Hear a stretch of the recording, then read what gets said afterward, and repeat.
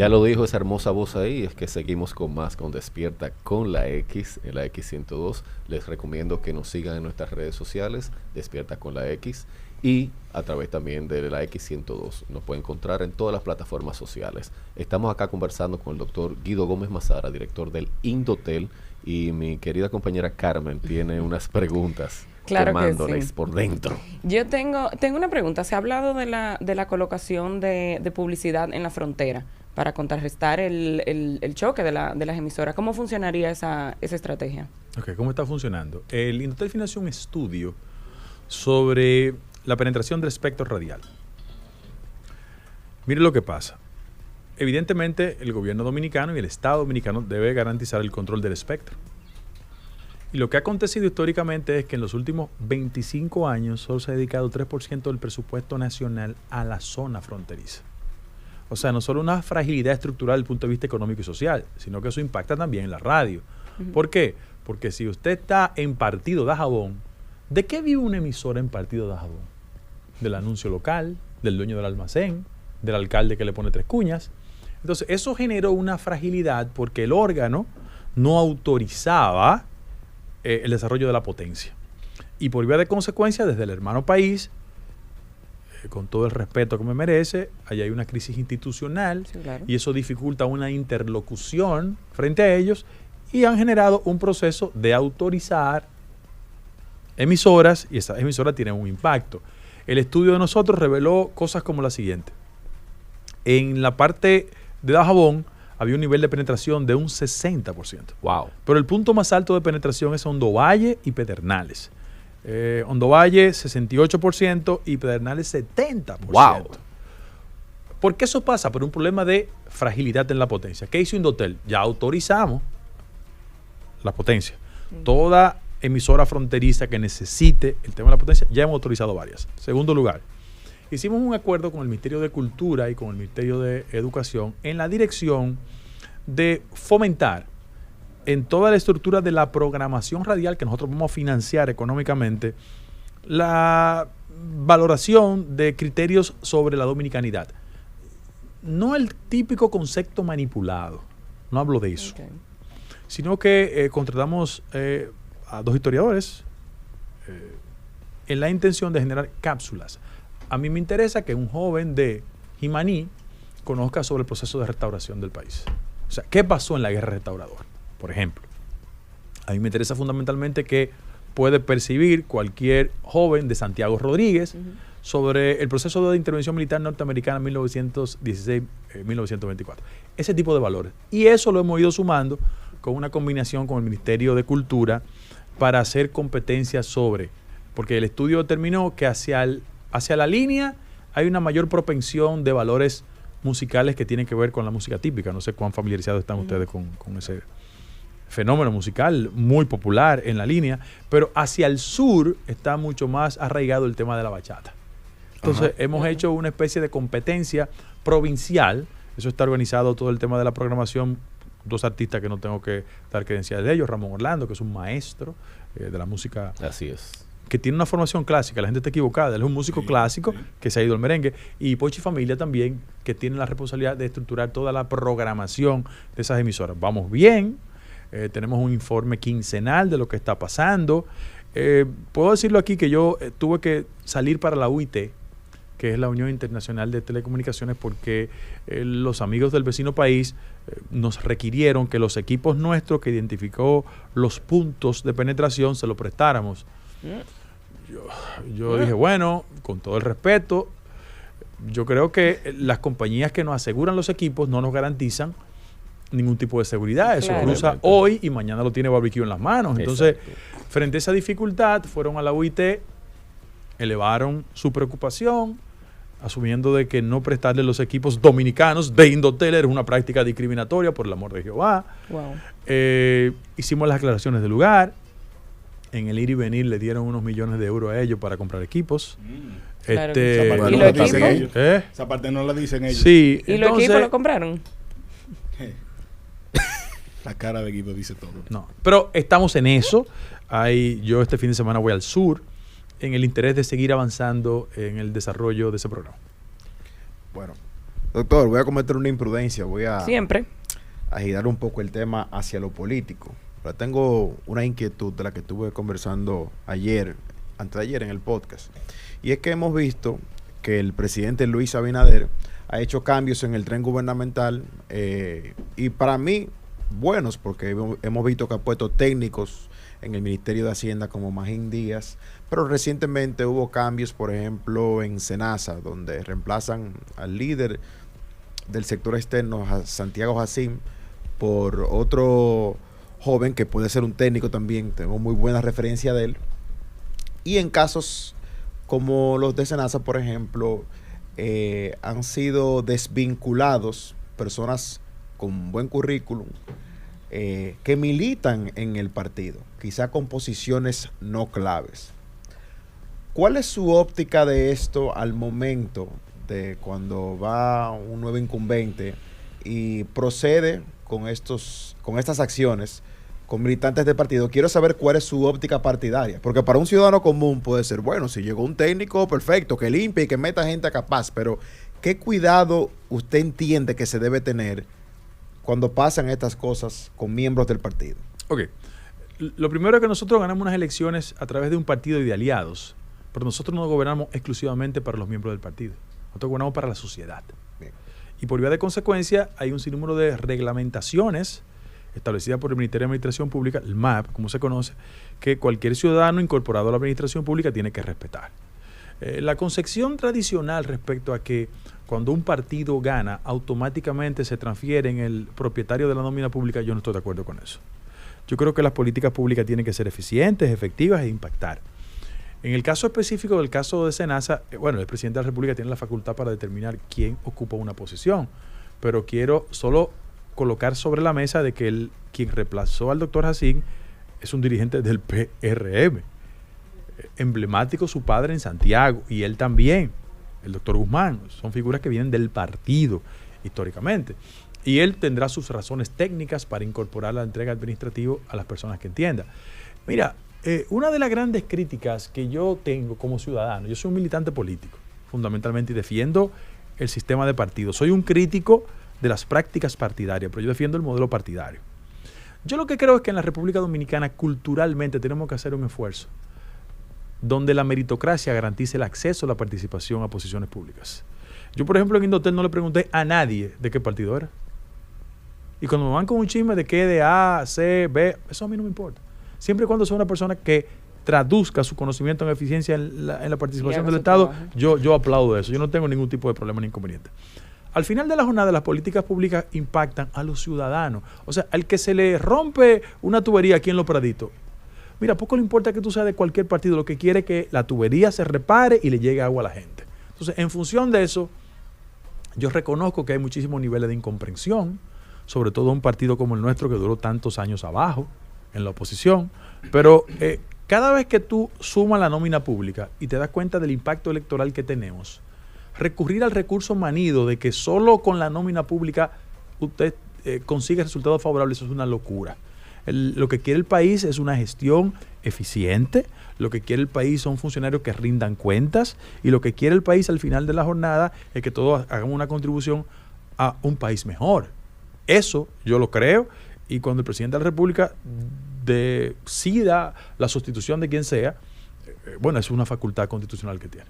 Doctor, perdón, usted ha sido muy frontal con el comportamiento de los presidenciables de su partido, diciéndole, bueno, dedíquense a gobernar porque esa es la mejor carta de presentación de un proyecto político. Sin embargo, hace unos días se había anunciado un gran acto por la celebración de los 5 años del PRM, se suspendió por un aviso de tormenta y huracán, y luego el presidente de la República emite una carta que llamó mucho la atención porque fue dirigida a la dirección ejecutiva del PRM, suspendiendo de nuevo el acto y haciéndole un llamado él hace una sugerencia políticos. Hacía una sugerencia de suspensión, pero sabemos que si el presidente dice que se suspenda, no es más que una sugerencia. Pero les decía también a los miembros de su partido, dediquémonos a gobernar. Yo tengo la información de que también había como un desencuentro entre varios presidenciables porque todos querían hablar en el acto, y a quien en realidad le correspondía era la secretaria general. ¿Qué fue lo que pasó en realidad con ese acto? Y si esa carta tiene otra lectura para ustedes como miembros del partido. Una de las figuras que marcó más mi proceso de fascinación literaria fue Vargas Llosa. Y yo creo que en la República Dominicana hay gente con una capacidad y potencial de sustituirle. O sea, la creatividad que hay en el país sobre el relato noticioso, eso no tiene precedentes. Los chismes vuelan, doctor. Pero vuelan. una sociedad no se construye alrededor del chisme. Eso es verdad. Y yo creo que nosotros los dominicanos estamos invirtiendo mucho tiempo en las cosas que no tienen utilidad para la mayoría de los dominicanos. Mira, el presidente decidió eso, perfecto. Ahora, mi sugerencia, y lo hago como una crítica tanto a la gestión gubernamental como a la oposición. La oposición hace su trabajo y su tarea, y qué bueno que la haga. Yo creo que las gestiones gubernamentales son efectivas cuando hay una oposición que construye un relato, no solo para obstruir, sino para transformar la sociedad. Ahora, ¿qué pasa? Miren, en la República Dominicana hay un sector de la oposición que no quiere ganar en las redes lo que ellos perdieron en las urnas. Y por vía de consecuencia están construyendo relato constante. Y nosotros tenemos que no hacerle caso a eso y dedicarnos a la buena gestión, porque las redes no ganan elecciones. Las redes pueden construirte una ambientación en una coyuntura determinada. Si fuera por redes y por lo que opinaban los periodistas, el presidente hubiese sido Gonzalo. Y le ganamos. Correcto. Entonces, yo creo que aquí hay repito este alegato, ustedes son más jóvenes que yo. En la Universidad Autónoma de Santo Domingo había un profesor emblemático, se llamaba Dato Pagán Perdomo. Yo lo conocí. Militó del Partido Socialista Popular, una figura emblemática. Y sus rivales intelectuales decían que don Dato era tan narcisista que cuando hablaba torcía la boca para escucharse primero. ¿Cuál es el problema? ¿Cuál es el problema? O sea, aquí la gente cree que el país anda como uno cree que anda. Aquí hay otro país. Entonces yo le digo a mis compañeros de partido que yo me puedo sentar con cualquier persona y demostrar que en términos macroeconómicos el país va mejor. Vamos por parte. Una pregunta. Sí, ¿cómo no? Y ya esto se va entrando a lo personal. Un poco de político, pero también a lo personal. ¿Cuál entiende usted, doctor, que es la mayor diferencia? Sin el doctor. Ok, Guido. Sí. ¿Cuál tú entiendes Sí. que es la mayor diferencia entre el Guido del 2000-2004 y el Guido actual? Mira, yo te agradezco esa pregunta, pero aquí hay una fascinación por construir y etiquetar a la gente. Todo el que viene de abajo, como yo, que soy el nieto de una lavandera y me siento orgulloso de eso, y exige derechos y reclama, le dicen peleón y tú sí jode. Porque hay un argumento de clase respecto del reclamo. Entonces, yo sigo creyendo las mismas cosas que creí entre el 2000 y el 2004. Ahora, quienes con razón o sin ella construyeron un relato, yo nunca he pisado un tribunal de la República Dominicana.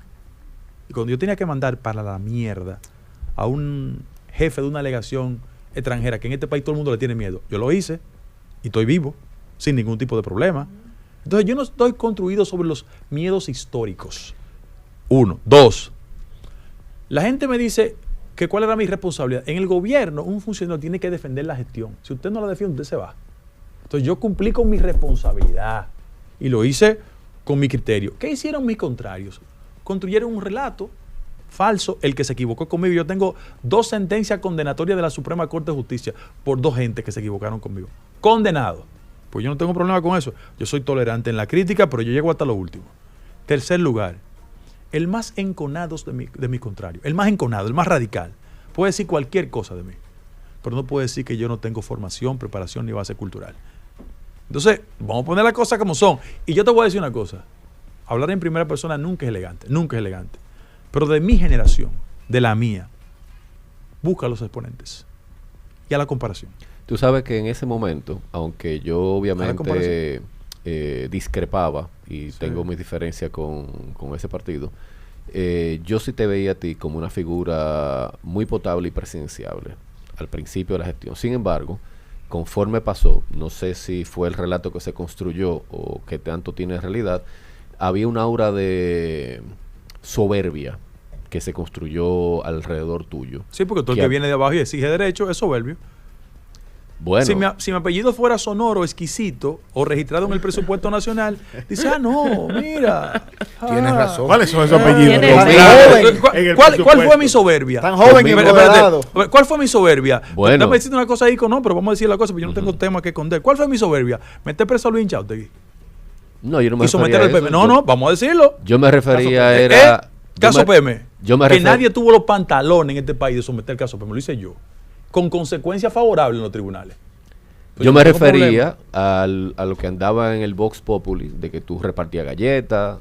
Incluso yo como presidente de un colegio electoral en el 2004, yo me empantaloné y arranqué a contar y a llevar la urna lo más pronto posible a la Junta Central Electoral, porque se andaban rumorando de que tú irrumpías en los colegios electorales con fines de cambiar el curso. ¿Tú te imaginas que llevaba. yo asuma como bueno y válido los rumores que dicen de ti? Me imagino que... ¿Eh? me imagino que... Pero tú ves que la construcción del prejuicio es un camino de doble vía. Sí, absolutamente. Nunca crea lo que dicen de la gente, certifiquen tu contacto directo con la gente, porque aquí el que no puede competir en el terreno de las calidades, ¿sabes lo que hace? Te descalifica, sin razón, porque no tiene la argucia, la inteligencia, el talento y la formación. Eso es lo que pasa. ¿Qué decían de Peña Gómez? ¿Qué decían de Balaguer? ¿Qué decían de Bosch? ¿Cuántas historietas le han construido a la figura fundamental del pensamiento liberal y progresista de la República Dominicana?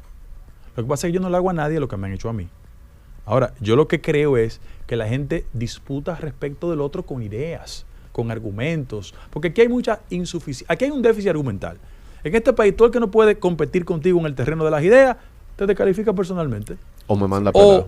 O hace una impugnación de tu vida privada, íntima, personal. Correcto. Porque ese es el territorio de los insuficientes. Yo lo que estoy diciendo es que la lucha política en la República Dominicana es eso, saltar todos los obstáculos y seguir. Yo te repito, si mis adversarios hubiesen conseguido una pulgada de mí, me meten preso, me someten a la acción de la justicia. Eso no ha pasado. Yo estoy esperando el primero que me someta por algo. Mira, yo me quisiera ir a la parte un poquito más personal, y yo quisiera que con una palabra tú me definas quién fue el moreno para ti y quién fue doña Carmen. Mira, ¿Quién es? yo no creo ser la persona más objetiva para hablar de mi papá, pero me siento muy orgulloso de ser hijo de. Creo que él expresó a una generación que dio lo mejor de sí. Mi mamá es una estrella, una superestrella. Si yo vuelvo a nacer, quisiera tener la mi mamá. Qué lindo. Si hicieran una película aquí del secuestro de Crowley, ¿tú fueras asesor de esa película? Sí, porque hay una historia no contada sobre el secuestro. Atención, de Crowley. Alfonso, atención, Alfonso. Rodríguez. Atención, Alfonso. Para una generación más joven que no sabe lo que sucedió claro, con correcto. tu papá y con el... En marzo del año 1970, un grupo vinculado a la MPD generó un secuestro de Donald J. Crowley, que era el agregado militar de la embajada norteamericana. Era en el contexto de la Guerra Fría, hay que decirlo. Y sobre esa base, él le secuestraron. Los responsables del secuestro fueron a mí, Abel, Otto Morales y un grupo. Mi padre estaba preso, se generó un intercambio, se fueron 22, primero a México, después saltaron a Cuba, y mi padre saltó de México a Cuba, de Cuba a París, de París a Bruselas, y ahí lo mataron.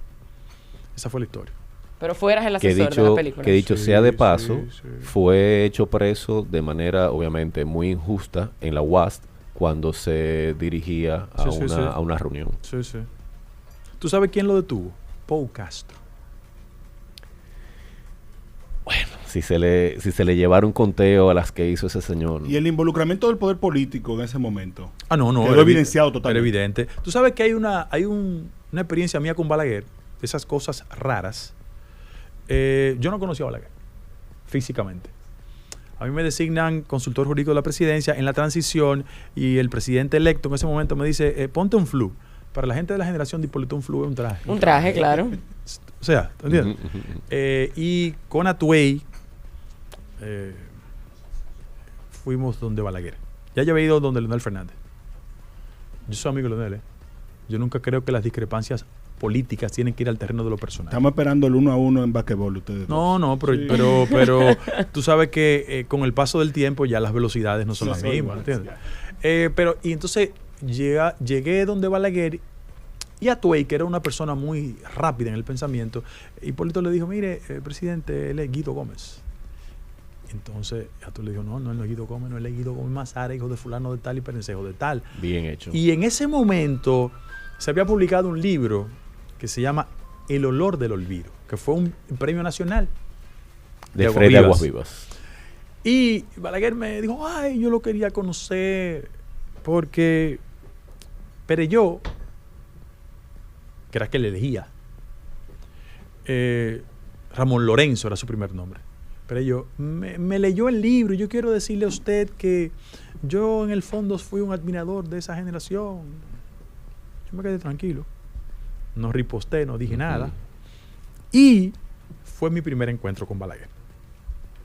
Después, la lógica izquierdista, en su legítimo derecho,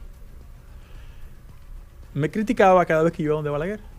Pero yo no iba porque era hijo del Moreno, yo iba porque era consultor jurídico de la presidencia y tenía que hacer un trámite legal para temas, porque el Partido Reformista en ese momento tenía control de la Cámara de Diputados, doña Lila Alburquerque, que teníamos que depositar para construir esa mayoría. Y lo recuerdo mucho, haciendo hincapié en el argumento de Ico originalmente. Mira por qué. La sociedad dominicana de los últimos 50 años ha sido construida sobre prejuicios. Y usted puede discrepar de una persona, no coincide alrededor de múltiples temas, pero eso no significa, bajo ningún concepto, que el odio sustituya la razón. En el caso mío, yo soy hijo de quien soy y me siento orgulloso, pero yo no soy el traspatio mental de mi padre y de mi madre. Como yo aspiro a que mis hijas no piensen igual que yo, mis dos hijas no piensan igual que yo, y qué bueno. Claro. Entonces lo quería consignar.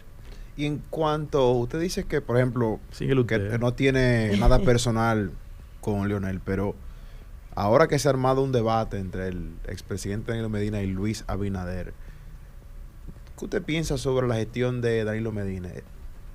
¿Se ha sobresatanizado? Y quiero saber personalmente qué usted piensa del expresidente Danilo Medina. Ok, mira, en primer lugar, el punto de partida de la discusión entre los expresidentes, dos, y el presidente de la República, tiene que ver con la visión que tiene cada uno de ellos respecto al tema de las estadísticas económicas. Bueno, a mí me llama mucho la atención de que los dos expresidentes andaban fascinados durante su ejercicio gubernamental con las cifras estadísticas. Ahora dice que la están maquillando. Ahora, el común denominador es que era el mismo gobernador del Banco Central. Sí. Entonces tú no puedes impugnar una cosa y decir ahora que no. Dos, yo aplaudo que la discusión en la República Dominicana sea sobre la base de cifras estadísticas y políticas públicas. El problema es que ese es un territorio que está vedado para un sinnúmero de gente que en este país quiere hacer carrera presidencial, pero piensan con faltas ortográficas. ¡Wow! Lo que pasa es que la aspiración presidencial, más que alimentar el ego, tiene que ser un proceso de formación, de entrenamiento, de capacidad. Entonces, ¿qué yo pienso de la administración del presidente Medina? El presidente Medina es una persona que es el primer político después del ajusticiamiento de Trujillo que viene de la estructura partidaria pura y simple. O sea, Danilo hizo todas las escaleras en una maquinaria política, como el PLD. Llegó al gobierno. En su favor, mira, porque no se puede ser mezquino, en su favor, él le dio un contenido social a sus políticas públicas. Él era un hombre que hacía énfasis en eso. Perfecto. Mis críticas. Yo pienso que hubo un momento en que el muro de contención ética de esa administración se derrumbó. Y por vía de consecuencia hay resultados evidentes. Para cualquiera es muy fácil hacer las críticas. Tú puedes hacerle toda la crítica al gobierno del presidente Abinader. Todas. Está en tu legítimo derecho. Y la podemos ripostar aquí, en términos de comportamiento estadístico, macroeconómico, lo que tú quieras. Pero nosotros tenemos 5 años en el gobierno. 5 años en el gobierno. Pobreza general. Bueno, tenía 37% antes, ahora está en 18%. Pobreza extrema, tenía 9 puntos, ahora está en 3%. Pobreza monetaria, sacamos 2 millones de ciudadanos de pobreza monetaria. Las estadísticas, no estoy yo, me lo estoy inventando. O sea, el gobierno no puede tener influencia en Moody's. Moody's levantó la calificación crediticia. Bueno, CEPAL acaba de decir la semana pasada que los países que van a crecer bien en la región van a crecer 2.5. Nosotros vamos a crecer 3.7. El Bloomberg acaba de decir la semana pasada que solo Guyana va a crecer más que nosotros el año que viene. Conclusión, ahí están las estadísticas, las podemos discutir. Y en otro caso, el tema de la ética. Porque aquí hay una profunda vocación por tener un parámetro ético muy utilitarista. Cuando los otros. Para eso sí hay parámetros. Tú puedes decir lo que tú quieras, Luis Abinader. Lo que tú quieras tú puedes decir y hacer la crítica. Ahora tenemos 5 años de gobierno. Yo no conozco a ningún funcionario de este gobierno que tiene el monopolio del ajo. Todos ustedes saben quién hace 5 años tenía el monopolio por 8 años del ajo. Todos ustedes lo saben. Claro. 1, 2. Todos ustedes saben que hace 5 años en este país una compañía de fertilizantes se creó para desmontar a Fersan y Ferquido. Y ustedes saben cuál era el funcionario. Todos ustedes lo saben, pero eso no pasa en este gobierno. Todos ustedes saben, como el país sabe, quién tenía el monopolio de la aviación privada en la República Dominicana por 8 años. En este gobierno ningún funcionario tiene el monopolio de la aviación privada. Todos ustedes saben quién la tenía. 3. Usted puede decir lo que usted quiera de los ministros de Hacienda que ha tenido este gobierno. Cualquier cosa. Ninguno ha hecho negocios de reclamo de conflictos de tierra por 50 o 60 años y se han ganado millones de pesos. Eso pasaba hace 8 años. En este gobierno eso no pasa. Bueno, hubo uno que se cargó la industria del cine, pero esos son harina de otros costales. Sí, pero ningún ministro de Hacienda de este gobierno de 5 años ha hecho las tratativas que hizo Donald Guerrero. Pues yo lo pongo por nombre la cosa. Conmigo sí no hay problema. Está procesado y no es mentira. Bien. Otra cosa. Tú puedes decir lo que tú quieras de Miriam Germán Brito y Jenny Berenice, pero la comparación con Jean Alain es una insolencia que me acusen ella.